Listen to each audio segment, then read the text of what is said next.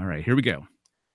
Welcome to the Alien Invasion number 251, recorded on Thursday, November 1st. Where has the year gone, Brad? I have no idea.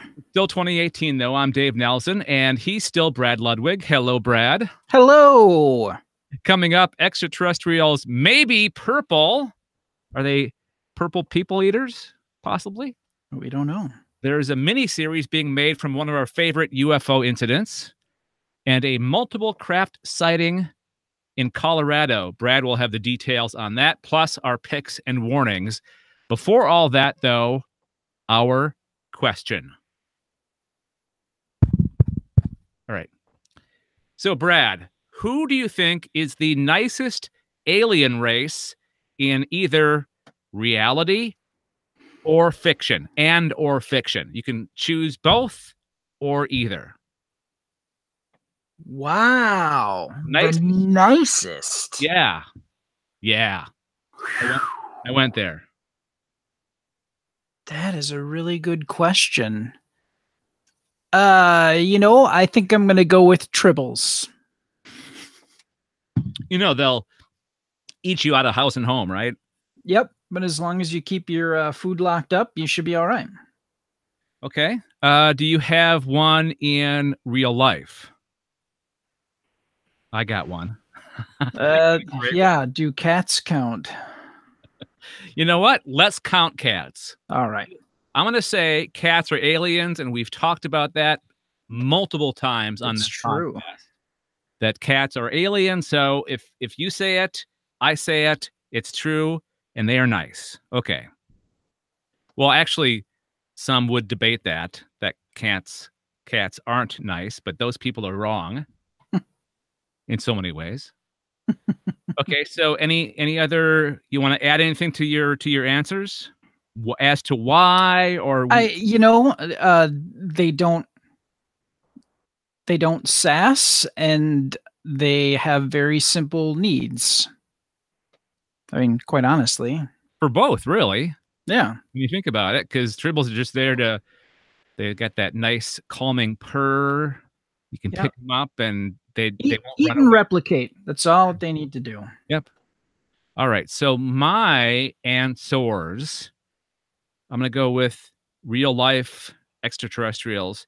You know that story about the guy who kept on having sex with that one alien all of his life, from like teenage years up until, I don't know, 50s or 60s? You know that one? Mm-hmm. I'm going to say that race is the nicest alien race. Although one could say that they're sexual predators. One could. Yeah. But I'm going to just disregard that and say, you know what? They're nice. So I'm going to say in real life, that alien race are nice. They're the nicest ones.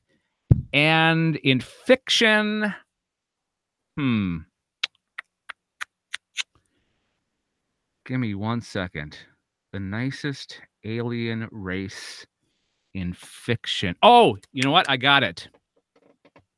The Endor. The Ewoks? The Ewoks, yes. All right.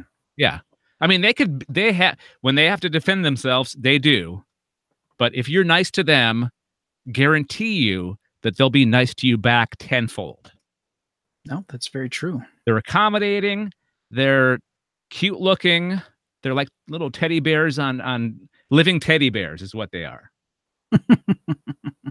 Plus, they can sing. That is very true. Yub yub. All right. That's a good place to stop that. All right. All right, let's continue on with the news. And I believe, Brad, you are first. So jump right in. What you got for the news this week? I do. Can we talk about The Color Purple? And I'm not talking about the movie or the book. Oh, you ruined my joke. Yep, sorry. This story is sans Oprah and Whoopi Goldberg. Whoopi Goldberg, yes. So it turns out at one point in time, life on Earth, when it first started out, was most likely purple. So, a new study that has been put forth in, when I say purple, I mean a lavender hue. So we're talking a lighter shade of purple. In the International Journal of Astrobiology, a microbiologist of the University of Maryland has put forth the notion that before green plants started harnessing the power of the sun using its chlorophyll and photosynthesis. Was this quiz? It's a quiz? You want to know from me? No. Okay. There were tiny purple organisms here first, and they figured out how to do it. How to get it on? How to process solar energy into food. Sorry. Well, I'm sure they had to, procreate as well to keep things going. So I guess in sort of another way you look at it, yes. Alien life could be thriving in the same way. So astronomers have discovered thousands of new extrasolar planets, which we've talked about, and they are developing the capacity to see surface biosignatures. That is the light reflected from these planets. And there are already ways to detect green life from space. But they're saying that scientists might need to start looking for purple as well. Now, it was posited in 2007 that plants and photosynthesizing algae, as we said, use chlorophyll to absorb the energy from the sun, but they don't absorb green light, which is odd because green light is energy rich. Okay. Perhaps what they reasoned is something else was already using that part of the spectrum when chlorophyll photosynthesizers evolved. Oh. And that something else would have been simple organisms that captured the solar energy with a molecule called retinol. And retinol pigments absorb green light best. They're not as efficient as chlorophyll in capturing solar energy, but they are simpler. So retinol's light harvesting ability is still widespread today among bacteria and single-cell organisms called archaea. These purple organisms have been discovered everywhere from the oceans to the Antarctic dry valley to the surfaces of leaves on trees. Wow. It's everywhere. So they've also found a visual system of more complex animals. The appearance of the pigments across many living organisms hints that they may have evolved very early on in ancestors common to many branches to the tree of life. Okay. There's even some evidence that modern purple pigmented salt-loving organisms called halophiles might be related to some of the earliest life on Earth, which thrived around methane vents in the ocean. So, with all of those things in mind, they're saying that we should be looking for the color purple in space. They need to detect what they call the red edge. And this red edge is a sudden change in the reflection of light at the near infrared part of the spectrum, where plants suddenly stop absorbing red wavelengths and start reflecting them away.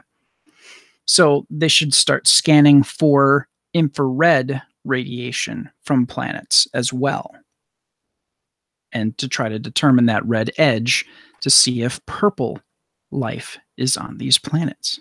Wow. The more we do research on finding life in the galaxy, in the universe, or we get smarter, We're learning all this stuff every day, every episode. You bring something that we have to think about and that we didn't know before. And this is one of those. It is, most definitely. And I'm going to talk about stupid TV shows. There's nothing wrong with that. No, we cover the whole gamut. We cover all the palettes. I don't know if I said that right. The palette. Color palette. We cover the gamut of all topics of alien life and not just intelligent. Everybody assumes intelligent. That's not necessarily the case. Now, I have a question that you may or may not be able to answer, Brad. Okay. Now, is this something that they can like send a patch up to like the new planet hunting probe or satellite? I forget what it's called. It's the George Webb satellite. No, it's the James Webb satellite. Yeah. Now, can they like the one up in orbit? That's what I'm talking about. Oh, no. Yeah, the Webb satellite is being launched later this year or next. But there's one that just went online. Yeah, shoot. It's like the replacement for not Cassini. What's the one that we always talk about that ended its life? It's no longer Kepler. Yeah, let's see. Yeah, Kepler is dying. They did launch something has just come online. We talked about it a little while ago. Yeah. I heard an interview the other night talking somebody involved in that project. I need to spell satellite correctly. That would help this search. This Gosh darn it. Part of the show that will not make the podcast, so we can say any damn thing we want right here. Sorry. Let's see. Oh, it's the TESS, the Transiting Exoplanet Survey Satellite. I knew it was a word or a name formed from words. Yes. Yeah. Okay. So my question is, can they send like a software update to like TESS, for example, so it will have enhanced abilities to search for this new spectrum? Well, it would theoretically, but the equipment would have to be able to register that spectrum. So yeah, there's that. Yeah, so somebody's got to make a brand new damn satellite. I suppose they can do it from Earth too, from the yes, because they find planets from Earth-based observatories as well, right? They do. Okay, all right. Interesting. All right, so the future is looking pretty purple, I'd say. Theoretically. Purple rain, purple rain. I was thinking, if the purple beings would have, if purple was the color to evolve into humans, we would have turned into Oompa Loompas, right? They were purple. They were purple. Okay, leave it to me to. Or no, they were orange. Okay. No, they were orange. Okay, we would turn into. What are those little it was a Saturday morning cartoon. There was one girl and that was it. The Smurfs. They were purple, right? They were blue. Blue. Okay. Damn it. Something was purple out there. I think the Snorks were purple. We would turn into Snorks. Yes. Okay. All right. Let me do this. All right. So continuing on in the news, my story this week involves a famous UFO incident that we have talked about on this podcast numerous times. I'm pretty excited about this. And I want to thank your wife for posting the story on the Galactic Network social feeds, because I wouldn't have known about it except if it was for her. I mean, I wouldn't have known about it if it wasn't for her. That's what I meant to say. So, thank you, Vanessa. Lawrence Fishburne to star and produce Sony's UFO drama, Rendlesham. as in Rendlesham Forest. You know the one. The 8-part drama miniseries is inspired by the real-life UFO incident that took place at a U.S. Air Force base close to the village of Rendlesham, Suffolk. Suffolk. Daryl would kill me. Suffolk? Yes. Suffolk. The UK in 1980. Now, I'm going to review what happened, even though I'm sure that you know already what happened. But if you're new to the show, maybe you don't. So this is what happened. Several people in the village's small forest, including a number of Air Force servicemen, claimed to witness a glowing object in the sky before it flew off into the trees. The sighting was recorded by Lieutenant Colonel Charles Halt in an official report that was made public in 1983, but was subsequently denied by other officers, leading many to conspiracy theories. So at first, he was the only one who claimed this happened, but over time, people have actually come out and said, yeah, I was part of this as well. I witnessed this too. So he's not the only one anymore to actually say this event happened. The series, which will revolve around a family in the area, is played out against the Cold War and will feature dual timelines. This is what I thought was interesting about this show.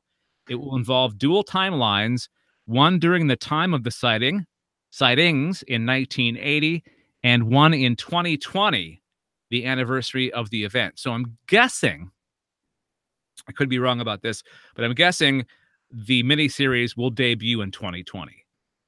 I'm spitballing here, Brad. I would say that's a safe bet. Yeah. God, 2020 is only a year and a couple months away. Yeah, I know. Crap. Shoot me now. Just shoot me now, Brad. I don't want to live anymore. Fishburne will play the lead role of Tyrone, a retired American airman, previously stationed at the infamous air base during the height of the Cold War, alongside wife Carol and son Brock. Tyrone returns for his wife. His wife? Carol, his wife, and son Brock. Tyrone returns for the first time to visit Carol's dying father and is forced to face events that have haunted him his whole life. Fishburne will also be one of the executive producers on this miniseries. So far, it's only 8 episodes ordered for Rendlesham. Now, didn't one of us say a while ago that we wished there was a movie or TV show about this incident? I believe so. Yeah. Either me or you. Well, it had you shall receive. Me or you. Yep. We're the only ones here. It's so funny how that happened. Yeah, it is a little weird. Wishes granted. Do you want to win the lottery? We could say that on the podcast, and that may also come true. Hey, Dave. Yeah. I'd like to win the lottery. Are you talking about which one? Which one? Any? What's the? I forget. I've been out of the States for so long. What's the big one? The Mega Millions, typically. No, not Mega Millions. What's the other one? Lotto Snow. I don't know. Lotto Snow. Yes. Here, there's 2 big ones. There's the Lotto Max that happens. That draw is on Friday night, and then Lotto 649 is on Saturday. That's the smaller jackpot. Gotcha. All right, so we don't have a date yet for when this show will premiere, but like I said before, I'm guessing sometime in 2020. So you don't have to hold your breath. I wouldn't recommend holding your breath because it's probably not going to happen anytime soon. Brad, True that. I will not hold my breath. So are you excited about this? This is something that really kind of gets you going? Like you can't wait for this? I'm really looking forward to it, actually. It's probably one of the more intriguing international UFOs in which 2 armed forces services, the air forces of the UK and the United States, both witnessed this. Yep. So yeah, it's kind of a big deal. Mm-hmm. We have Blue Book coming out soon. That's not out already, is it? I don't believe so. So it sounds like there's a new trend starting, fictional representations of actual events involving UFOs. I'm excited about that possibility of more. Yes. All right. What other incident would you like to see recreated on the small or big screen? Ooh, I know. That one in Ohio. I forget what it's called. It was something crashed in the woods and a whole bunch of like military came in and took it away and people saw it on the back of a flatbed and some theorized it was like a German UFO from World War II or something. Huh. Oh man, that's kind of ringing a bell. Hmm. I'm terrible with names and remembering things. Shoot. Yeah. Not good. So what would you say would be one that you would like to, oh, could do well, Roswell's been done before. Yeah.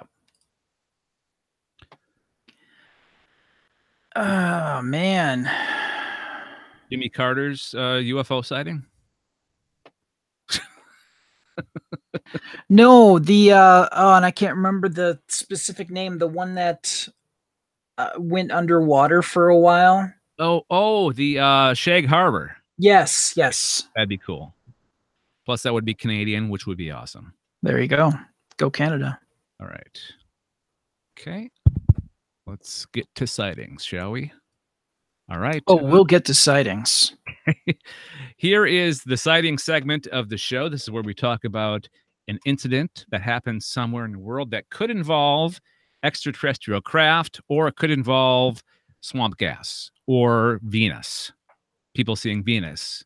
So it's Brad's turn this time around. So what kind of sighting did you bring to the show this time? So this one is a little different because normally we go to like the National UFO reporting center, sorry, or MUFON. This one actually did come from MUFON.com, but it's different in that it's not a readout of like stats and not necessarily filled out report by the person that witnessed it. It's an actual article that they had of something that happened just this past June. Okay. June 7th, to be more specific. This happened in Colorado, and it was not one, not two, not three, but 5 low-flying objects. They hovered and moved around the witness's home for more than an hour, they say. It started at 10:30 p.m. on June the 7th of 2018. And the witness says, "My daughter and I went outside to smoke a cigarette, and we like to look at the night sky anyway. We have seen objects in the sky off and on for months now anyway, so they were out there just hanging out and seeing what they could see. The two were standing by the back door of the house when they looked out their right and noticed a larger and brighter light hovering over the treetops across the street. Then another one that was not as bright higher in the sky and to the right of the first. The witness then says, we saw another one start moving right over us in a straight line, no noise, and in a completely straight line until it stopped over our backyard, where it just sat and hovered. Huh. There was also one that stopped over our heads, made no noise, and hovered there. Wow. And one more that was a little distance away from the one hovering over us, and it also sat still in the sky. All of the crafts had a small extension on the bottom. I don't know what that means. Let's go further. But only 2 shined brighter, and one was giving off red and white colors.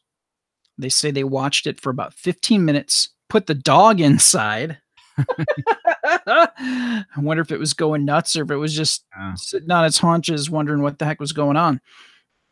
Then they watched it for a few more minutes, and then they just went inside.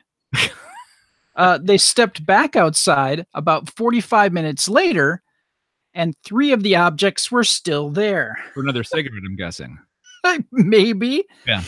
Depending on how much they smoke, that's a distinct possibility. The witness says that their daughter tried to video, but when it wouldn't come out very well, as it was so dark outside, she deleted it before I could stop her. We were not afraid and did not feel threatened. We were also not surprised as I have seen craft since I was a kid. And since moving from Denver to Pueblo a couple of years ago, we have seen craft numerous times, especially when we lived in Pueblo West. We saw craft all the time over the reservoir. Now, MUFON Colorado field agents have closed the case, and they've listed it as an unknown aerial vehicle. Okay. You know me, Brad. I'm one to want to believe that aliens exist, and these were actual UFO, or these were actual like flying saucers or extraterrestrial craft, right? But this is Colorado, and you know what happens in Colorado, right? You're saying that weed could have been involved at some point in this story. Possibly. Yeah, possibly. And you know, if depending on what kind of weed that you have, they may be getting a different kind of reaction than a typical high would be. Seeing things like object in the sky. I don't know. That's one possibility, probably not the right one, but I thought I'd just throw it out there. Fair enough. All right. We got a mosey here because my stupid computer is starting to run low. So let's do our picks real quick and get out of here. Okay. So picks and warnings time. These are things that we have read, listened to, listened to, watched. I haven't done this for so long, I forget how it goes. Anyways, this is the part where we talk about some kind of media that we've taken into our senses that involve aliens somehow. And I'm going to go first. My pick this week, which is definitely a pick, is this week's Supergirl episode, Man of Steel. And when I first saw the title, I thought it would be the return of Superman. But turns out it's not. It's a story about Agent Liberty. Agent Liberty, is that a real villain in the comics, Brad? Do you know? Agent Liberty is a character that does exist in the DC universe. Okay. But Agent Liberty is as I recall, a good character.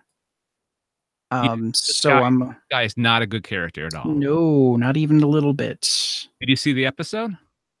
I have not yet. Okay. I won't be too spoilery then. Oh, that's all right.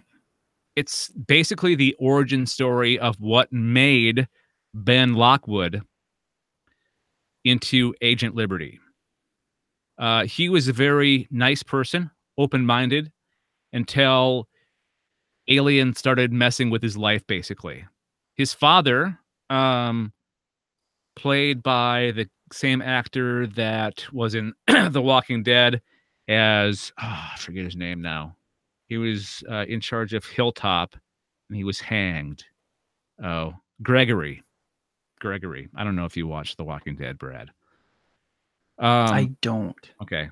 But he was Gregory in The Walking Dead. Anyways, his father was very xenophobic, and this Ben Lockwood was not, until I think it was the not the Kryptonians, the the Daxamites? Yeah, the Daxamites came and started messing with the Earth. And sure. So he lost his father, and like they destroyed his house and all this stuff. So he turned into this person who hated aliens and it began as kind of a cult, like not a cult, but an organization of like-minded individuals to kind of like speak out against aliens. And it turned, and he finally kind of evolved into this leader named Agent of Liberty, or Agent Liberty, and he turned into a bad guy and a villain. What was interesting about this episode, it was very timely, and it wasn't done on purpose. There's no way it could be done on purpose. It came out the same week that we had the mail bombings, the pipe bombs sent in the mail, and the shooting in Pittsburgh. So it was it kind of hit home for us who experienced those events as well, because it's all about somebody being against those people that aren't you, that aren't from your race or aren't from your world, basically. And I thought that was timely, and it was a complete happenstance that it happened, that it came out the same week as all this other stuff. But it was very interesting to watch the same motivations and the same issues, but through the lens of somebody that doesn't like extraterrestrials, not other human beings. So I highly recommend that you watch Supergirl episode Man of Steel. We watched it on the TV, but I think it's available other places that you can, like, I think Hulu in the States, right? So available on Hulu, I'm guessing. Actually, on the CW app, it is no longer available on Hulu. Okay, all right. It becomes available on Netflix, I think, a week after the season ends. Okay. See, then you can binge the entire season. Our Flash is no longer available on Bell Media, who was airing The Flash. They lost the rights to The Flash, so we have to watch The Flash through Netflix now. It comes out weekly. Okay. It's the only place that we can watch The Flash. All the other DC shows are on TV except for The Flash. It's weird. Like, you have to find the DC shows all over the place. They're not on the same network. Oh, that is weird. I know. All right, so I'm going to give it 5 out of 5 flying saucers. Nice. Yeah, it was a great episode. All right, what do you got, Brad? Well, I have a role-playing game that I wanted to you don't say. about. Yeah, I know. Go figure. So unlike you. Now, there is a publishing group out of we'll just, it's like Sweden, Netherlands, like Northern Europe.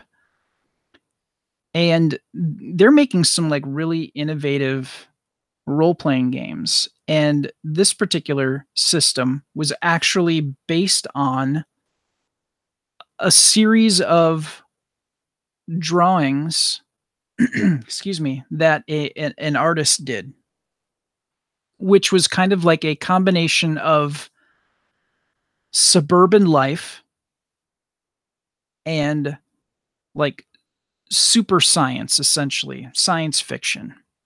So vehicles, or Jesus, all these things popping up on my freaking computer. All right. So super science. So like magnetic freighter ships sailing, kind of sailing overhead of suburban sprawl.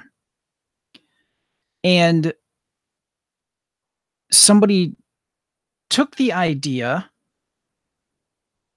and turned it into a role-playing game and then structured kind of a whole story around it. And the story is, and they made it friendly to the US as well. So they've structured it so that Sweden and the United States in 1955 put forth, I think it's 1955, put forth this idea to create the ultimate super colliders in the name of, researching things in science. But what you don't know as the player is that these governments are actually trying to do teleportation. Dave, you still there? Yeah, I'm still here. I had to turn my Okay. camera off because my battery Okay. was going low on my computer. It's freaking me out. Okay, so they've been working with trying to develop teleportation to like move troops and a great deal of freight or whatever, wherever they want to send it to. The problem is something went wrong, and it actually pierced the dimensions. So now you have these strange things, not unlike something you'd find happening in Stranger Things, or Stranger Things is probably the best equivalent because the game also takes place in the 80s. So it's like 30 years after these experiments they started to build them, they finished them, and they've been doing the experiments. Something goes wrong, and they kind of weaken the walls between the different dimensions, and other beings slip through from time to time, whether it's alien life from animals, or sentient beings. But things are getting weird, strange things happen, and it's just a really interesting concept. And they actually just released a follow-up to it, which takes place in the 90s.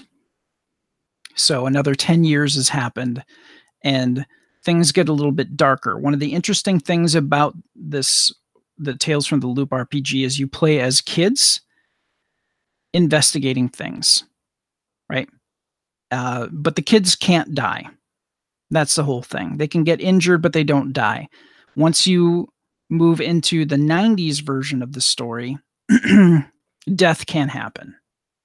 It's such a really interesting concept. And the lore and the way they have some things structured. I don't want to give everything away, but it's just really fascinating. And the artist okayed and signed on for this project, and actually provided some art for it as well. Sweet. Okay. So there you go. What are you going to give this? I'm going to give it 5 flying saucers. Wow. What a banner week. Yeah, it's I gave 5. Yeah, it's a great concept, and something I hadn't really seen before. And there are other games who have done that, but looking at the overall structure as the game master, you understand a lot more of what's happening in the background, and that whole world, that whole storyline is so well thought out and fascinating that it's amazing. Are you playing currently? I am not. I possess it, but I haven't been able to put a group together to play it. Are you excited to play it someday? I am. Cool. And I'll tell you something after the show. All right. I'm excited. So again, let's review our picks and warnings. Our picks this week: Supergirl, Man of Steel, the latest episode. I gave that 5 out of 5 flying saucers, and Brad gave Tales from the Loop RPG 5 out of 5 as well. And we'll put the links in the show notes, and you can check out our picks as well, and maybe you'll enjoy them just as much as we did. All right, let's wrap it up. Wrap it up. All right, that's going to do it for this episode of the Alien Invasion, a Galactic Network podcast.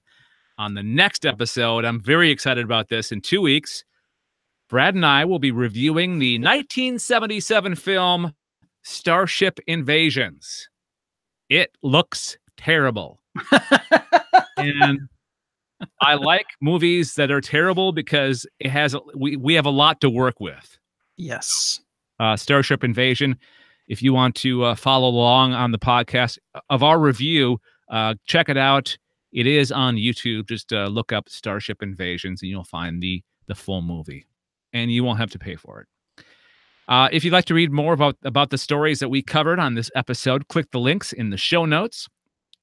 Some thank yous go out to Monkey Warhol for providing our intro song called Alien Syndrome. You can find his stuff at monkeywarhol.bandcamp.com. Also to Retward von Dernberg. He did our closing song. It's called Be Water. You can learn more about him and his music at thecaravel.net. TheCarvalvel.net. Also, thanks to Ben Olson. Thanks, Ben, for making the disclaimer audio at the very beginning of the episode. Find out what he does and the services he provides at benolson.com. And thank you for joining us. Until next time, final thought, Brad. I believe in Supergirl, what we've been seeing since the season finale of the other Supergirl, we are seeing that is the seed for Elseworlds, the big crossover for CW. Okay. All right. I'm excited. I can't wait for the crossover episodes. That's going to be in December, right? Yes. Right. And it looks like, I'm going to throw this out there, look up Red Sun. It was a Superman story. I know what you're talking about. And I think that's the kernel of the story is there. All right. I'm excited. Mm-hmm. All right. Thanks for listening this week. We'll talk to you guys next time. Bye. All righty. Hang on. I need to stop this. Stop. Oh, stop. And hang on 1 second. Just need to save this project before my computer completely shuts down on me. I have like 9%, which is pretty good. It's actually pretty good. 9% I can work with. So let me end the hangout, and you can tell me the thing that you're going to tell me. So I'm going to stop.